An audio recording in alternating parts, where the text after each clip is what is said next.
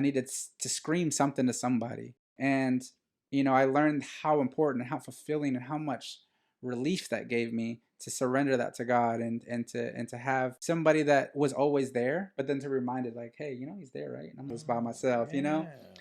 And being able to connect with people on that level within the mental health sphere has been really helpful.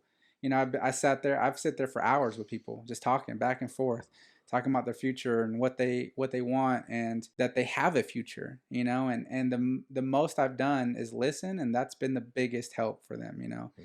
And you know, even if God doesn't come into it all the time, because depending on who I'm working with, Mm. you know, I always do try to, you know, ask them, hey, do you have faith? And remind them that you know, that God is there, that God is looking over your shoulder, that, you know, just because you feel alone or you mess up, that doesn't mean it's the end. You could Mm. relapse tomorrow. Doesn't mean it's the end.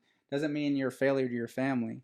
I know those words, and people keep telling you that, but this is not it. And showing them that there is someone that believes in them, that gives people the strength, you know, like to have that motivation, to have that knowing that somebody's always in their corner. And that I've seen that's been the biggest drive to help people. Like, I know, like one, I ended up with a couple animals actually because of this job.